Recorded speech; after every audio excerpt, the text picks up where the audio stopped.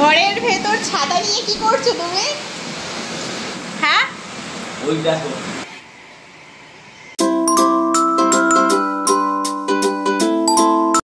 এই হলো অবস্থা আমার ঘর বারান্দার। দেখতেই পাচ্ছ ছড়িয়ে ছিটিয়ে আছে সমস্ত দিকে জিনিসপত্র। এগুলোকে ঠিকঠাক করব, তারপরে এই যে ঘর ঝাড় দেবো, মুছবো। তো চলো এগুলোকে সব ঠিকঠাক করে নিয়ে ফিরছি। এইদিকে আমার ঘর বারান্দা ঝাড় দিয়ে মোছা কমপ্লিট, ওইদিকে উঠোনটা ঝাড় দিয়ে ধুয়ে চলে এসেছি ওপরে। আর বাসন রাখা ছিল, বাসনগুলো মাজলাম, রান্নাঘরটা মুছলাম, গ্যাস মুছলাম। তো এদিকে আমার সমস্ত কাজকর্ম কমপ্লিট করে নিয়ে চলে গিয়েছিলাম স্নানে। আর স্নান করতে ঢুকবার সময় একেবারে কাচার জন্য জামা কাপড়টা নিয়ে চলে গিয়েছিলাম। সমস্ত কিছু হাতে কেচে নিয়ে বেরিয়ে পড়েছি। তো চলো ছাদ দিয়ে এখন সবগুলোকে মেলে দিচ্ছি। আর আমার হাতে যে গেঞ্জিটা দেখতে পাচ্ছ, এটা SBI ব্যাংক থেকে দিয়েছিল। পঙ্কজ একটা ট্রেনিং নিয়েছিল, তার জন্য এইটা আর কি দিয়েছে, এই গেঞ্জিটা আর সঙ্গে এই টুপিটা। তো চলো সবকিছু মেলা কমপ্লিট।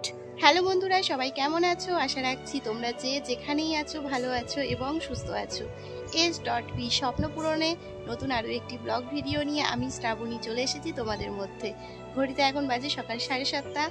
সকাল থেকে সমস্ত কাজকর্ম সেরে নিয়েছি। আজকে পিসি যেহেতু আসেনি, ঘর দুয়ার মুছেছি, উঠোন ধুয়েছি, বাসনপত্র মেজেছি, রান্নাঘর ধুয়েছি, মানে যাবতীয় সমস্ত কাজ আর কি সকালবেলা 7:30টার মধ্যে কমপ্লিট। এমনকি আমার স্নান আর জামা কাপড় মেলা কেচে সমস্ত কিছুই কমপ্লিট। তো চলো এবার যাবো রান্নাঘরে। আশা রাখছি সাথে থাকবে, পাশে থাকবে, পুরো ব্লগ ভিডিওটা দেখবে। আর যদি তোমাদের ভালো লাগে তাহলে অবশ্যই ভিডিও শেষে একটি লাইক করে দেবে। তো চলো তোমাদের সঙ্গে নিয়ে শুরু করি আজকের ব্লগটা, দেখতে থাকো। এই গোটা বাড়িটার মধ্যে সব থেকে পছন্দের এবং প্রিয় জায়গা হচ্ছে আমার এই বারান্দাটা। তো দেখো একদম পরিপাটি করে গুছিয়ে নিয়েছি, আর এদিকে বসিয়ে দিয়েছি চা। আমি আর আমার কর্তা মিলে চাটা খাবো, তারপর ওকে পাঠিয়ে দেবো হচ্ছে বাজারে। বাজার করতে গিয়েছিল, বাজার করে নিয়ে ফেরবার সময় এদিকে ডালপুরি, ডাল আর হচ্ছে সঙ্গে ছানার জিলাপি নিয়ে এসছে। সবাই মিলে খেয়ে নিলাম সকালের জলখাবারটা। তারপর পরবর্তী কাজে আবার লেগে পড়েছি। পরবর্তী কাজ বলতে এই যে রান্নাবান্না। তো প্রথমেই দেখছো বসিয়ে দিয়েছি কড়াইতে একটুখানি কালো জিরে, শুকনো লঙ্কা ফোড়ন দিয়ে বিট ভাজা, হলুদ লবণ দিয়ে নেড়েচেড়ে নামিয়ে নিলাম। ব্যাস, খুব সহজ এবং খুব চটজলদি হয়ে যায়, আর খেতেও বেশ ভালোই লাগে বিটটা। চলো এবার মাছের ঝোলটা রান্না করব। ভালো করে মাছগুলোকে ধুয়ে লবণ হলুদ সঙ্গে একটু কাঁচা তেল দিয়ে ভালো করে মাখিয়ে নিয়েছি। এরপর কড়াইতে তেল গরম করে একে একে মাছগুলোকে দিয়ে দিচ্ছি। কাঁচা তেল কেন মাখালাম বলো তো? কাঁচা তেল মাখিয়ে নিলে রিঠে মাছ ফাটে না। তো মাছগুলোকে ভেজে উঠিয়ে নিয়েছি, আর মাছ ভাজার যে তেলটা কড়াইতে ছিল তাতেই শুকনো লঙ্কা আর হচ্ছে জিরে ফোড়ন দিয়ে নিলাম। আর তারপর দিয়ে দিলাম দুটো মাঝারি সাইজের পেঁয়াজ কুচি। এরপর পেঁয়াজটা হালকা একটু লাল করে নিয়ে দিয়ে দিলাম একটা গোটা টমেটো। টমেটোটাকে হালকা একটু ভেজে নিয়ে একে একেবারে ডেলিকার মশলা, আদা বাটা, রসুন বাটা, কাঁচা লঙ্কা বাটা, হলুদ, কাশ্মীরি লঙ্কার গুঁড়ো, জিরের গুঁড়ো, ধনের গুঁড়ো আর পরিমাণ মতো লবণ দিয়ে অল্প একটু জল দিয়ে ভালো করে কষিয়ে নিয়ে বেশ কিছুটা সময় ধরে যখন কড়াইয়ের গায়ে তেল ছেড়ে আসছে মশলা থেকে, তখন দিয়ে দিলাম ভেজে উঠিয়ে রাখা মাছটা দিয়ে আরও একটু ভালো করে নেড়ে ছেড়ে কষিয়ে নিচ্ছি। চলো এইদিকে মশলা কষানো হয়ে গেছে। পরিমাণ মতো গরম জল দিয়ে নেড়ে ছেড়ে মিনিট 7 মতো গ্যাস মিডিয়াম টু লোতে রেখে চাপা দিয়ে দেবো। আর এটা হতে থাকুক ততক্ষণে চলো আমি রেডি হয়ে নিই। আজকে যেতে হবে কৃষ্ণনগর, তার জন্য আমি রেডি হয়ে চলে আসলাম। আর এদিকে মাছের ঝোলটা হয়ে গেছে দেখলাম, তো আমি দিয়ে দিলাম একটু গরম মশলা আর কেটে রেখেছিলাম উচ্ছে আর হচ্ছে আলু। কিন্তু বসানোর সময় পেলাম না, কারণ ট্রেনের সময় হয়ে গেছে। তো বাবাকে বললাম তুমি একটুখানি উচ্ছে আলুর তরকারিটা রান্না করো। তো দেখতেই পাচ্ছ বাবা বসিয়ে দিয়েছে উচ্ছে আলুর তরকারিটা। আর বাবা খুব সুন্দর কিন্তু উচ্ছে আলুর তরকারিটা রান্না করে, সত্যি বলছি। তো বাবা রান্না করতে করতে মানে জল দিয়ে চেয়ারে বসে ঘুমিয়ে পড়েছিল। আমি আবার ডেকে দিয়ে এখন টিভিটা চালিয়ে দিয়ে বেরোচ্ছি। আর এইদিকে দেখো ট্রেন আসার সময় হয়ে গেছে, আমরা স্টেশনে চলে এসেছি।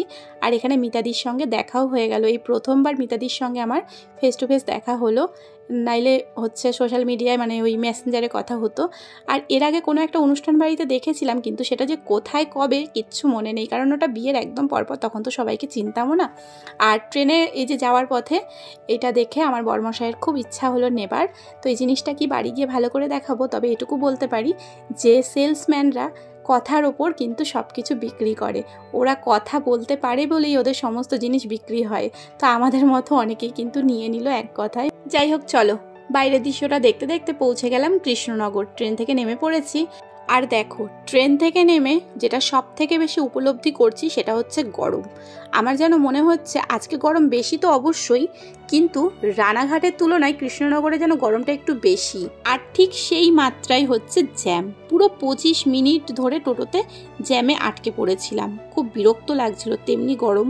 যাই হোক, গন্তব্যস্থলে চলে এসেছি আমরা। তো চলো, এই যে লাইনটা দেখতে পাচ্ছ, এই লাইনে দাঁড়িয়েছে আধার কার্ডের সাথে ওর ফেস ভেরিফাই হবে। আর এই দেখো কোন এক ফাঁকে এসে আমাকে দিয়ে গেছে একটা ডিম, আর এই ডিমটা ধরে আমি পুরো আধা ঘন্টা বসে রয়েছি। হ্যাঁ, কোনো মানে হয়, ডিম যদি খেতে ইচ্ছা হয় ডিমটা দোকান থেকেই খেয়ে আসুক, তা না, আমার হাতে ধরিয়ে আমাকে বসিয়ে রেখেছে। তারপরে এসে ডিমটা ছাড়িয়ে জল দিয়ে ধুয়ে খেলো, আবার খানিকটা আমাকেও দিল। আর জল ফুরিয়ে গেছিলো জানো তো, তার জন্য আবার স্টেশন থেকে একটু জল কিনে নিলাম। তো যাই হোক, ট্রেনে উঠে পড়েছিলাম আর কালীনারায়ণপুর পৌঁছেও গেছি, এবার রানাঘাট ঢুকছে ট্রেন। তো চলো এবার বাড়ি যাব। আর প্রচণ্ড ক্লান্ত লাগছে জানো তো, মানে আজকে অনেক দিন পর এত গরম পড়েছে, আর কৃষ্ণনগরে বললাম না গরমটা একটু যেন বেশি। তো যাই হোক, এখান থেকে গাড়িটা নিয়ে চলে এসেছি আমরা বাড়ি। আর বাড়িতে এসে স্নান করে হচ্ছে একটু বসলাম, বসে এই যে কামরাঙা মাখা করলো বরমশাই, তো সেটা এবার খাবো। তবে এটা পরে, আগে খাবো ভাত। আর এই দেখো ম্যাওপুষি কোথায় উঠে বসে আছে। যাই হোক, কিছুটা ভাতের সঙ্গে খেলাম আর কিছুটা নিয়ে ছাদে চলে আসলাম। আর এদিকে রয়েছে আমলকি। তো চলো এগুলো একটু তাড়িয়ে তাড়িয়ে খাই। এখন রাত্রি ঘড়িতে বাজে ঠিক 8টা, আর এখন বেরোবো। দেখতেই পাচ্ছ আমি একদম সাজুগুজু করে নিয়েছি। ওই জামাটাই পরেছি যেটা গতকালকে পরেছিলাম, অদিতিদের বাড়িতে গিয়েছিলাম, সেটাই পরে নিয়েছি। তো চলো এখন বেরোবো। আর বাইরে বেশ মেঘের কিন্তু গর্জন চলছে, ঠিক আছে, ভালো রকমের। আদৌ বেরোতে পারবো কিনা জানি না। তো চলো দেখি বেরোতে পারি কিনা। মনে হচ্ছে বৃষ্টি নামবে জানো তো, আর বৃষ্টি এখন না নামলেও মোটামুটি রাতের মধ্যে নামবেই। তো চলো, বৃষ্টি যদি না নামে তো বেরোবোই, আর বৃষ্টি নেমে গেলে তো কিছু করার নেই, তাহলে আর বেরোনো হবে না। তো চলো দেখতে থাকো। আর হ্যাঁ, যাচ্ছি কোথায়, যাচ্ছি হচ্ছে বড়বাজারের ওই দিকটা, মহিষ মর্দিনী পুজো হচ্ছে আজকে প্রথম দিন। তো চলো। দেখো বলতে বলতেই কিন্তু ইতিমধ্যে বৃষ্টি নেমে গেছে, আর মা খেতে বসেছিল, এর মধ্যে কারেন্টটাও চলে গেছে। তাই মাকে রিং লাইটের সাহায্যে বললাম খাওয়া দাওয়াটা সেরে নাও, কারণ কারেন্ট কখন আসবে তার কোনো ভরসা নেই। কারণ বাইরে প্রচণ্ড ঝড় উঠেছে, আর তেমনি মেঘের গর্জন, অন্ধকার চারিপাশ, কারেন্ট নেই। তো দেখো বাইরের দৃশ্যটা ঠিক এই রকম। তো চলো, কি আর করা যাবে, এখন বেরোনো আর হলো না। ঘরের ভেতর ছাতা নিয়ে কি করছো তুমি? হ্যাঁ, ওই দেখো এই যে আমাদের এখান থেকে জল পড়ছে, ঠিক আছে।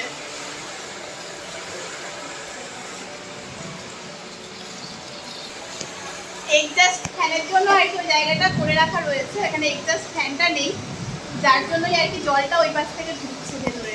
এই দেখো কি অবস্থা, ভিজে ঠিজে একাকার। এই দেখো জল পড়ছে, এই দেখো ঘরের ভেতর জল পড়ছে।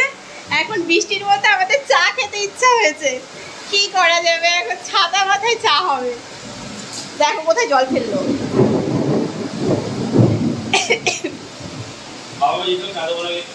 ও বা চা খাবে, একটু খাও।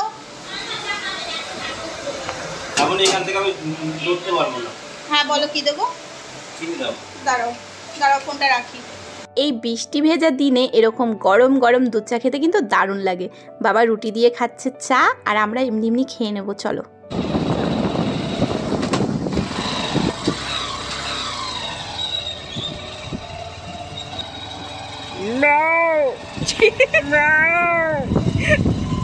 বৃষ্টি কমে সারতে পারেনি, আমরা বেরিয়ে পড়েছি। তো চলো যাচ্ছি এখন বাপের বাড়ি, আনতে যাচ্ছি।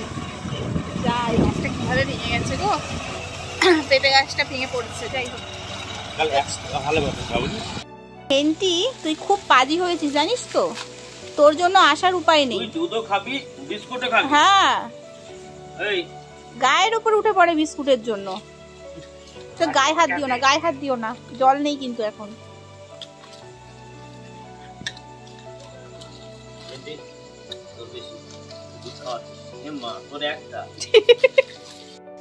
রূপ এসেছে, রূপের বাবা মা গতকালকে দিয়ে গেছে, তোকে নিতে এসেছিলাম এখন। আর বেরোনোর আগে সেই ঝড় বৃষ্টি, আর এসে দেখছি ঘুমিয়ে পড়েছে। ডাকছি এতবার, সারা শব্দ দিচ্ছে না। তো চলো বাড়ি যাই, কি আর করা যাবে। চৈতন্য হরে মুরারি নাথ নারায়ণ বাসুদেবা। এত প্রবল ঝড় বৃষ্টির পর মেলা বলে যে কোনো অস্তিত্ব থাকবে সেটা ভাবতেই পারিনি। তো এসে দেখলাম বেশ কয়েকটা দোকান কিন্তু খোলা রয়েছে, মানে মেলা রীতিমতো জারি আছে। আসলে সারা বছরের অপেক্ষা থাকে না মানুষের, এই সময় দুটো পয়সা রোজগার করবে। তো যাই হোক, কি আর করা যাবে, বৃষ্টিটা অসময়, আর শুধু বৃষ্টি হলেও হতো, সেই ঝড়। চলো মায়ের দর্শন করে নাও, মহিষমর্দিনী মা। প্রত্যেক বছর কিন্তু এখানে বিশাল করে পুজো হয় জানো তো, আর বিশাল করে কিন্তু মেলা বসে। তো চলো আমাদেরকেও একটু দেখিয়ে দিই। এই ঝড় বৃষ্টি মাথায় নিয়ে এত রাত্রেবেলা আমরা চলে এসেছি ঠাকুর দর্শন করতে। ভাবতে পারছো, আমরা বলেই সম্ভব। আর এমনিতেও আজকে হলো সপ্তমী, আগামীকাল হচ্ছে অষ্টমী, ভালো ভিড় হবে। এখন ফাঁকায় মাকে খুব সুন্দরভাবে দর্শন করে নিলাম। তো চলো, আর এসছি যখন তখন একটু ঘুগনি মুখ না করলে হয়। আর এটা পুরোটাই ছিল নিরামিষ, যদিও আমি খেলাম না, বরমশাই খেলো। তাহলে চলো বন্ধুরা, এবার বাড়ি ফেরা যাক। আর বাড়ি ফিরতি পথে বাজারের মধ্যে থেকে ফুল পেয়ে গেলাম, এই এতগুলো ফুল মাত্র 30 টাকায়। তো চলো আজকের মতো টাটা, ভালো লাগলে লাইক করে দিও।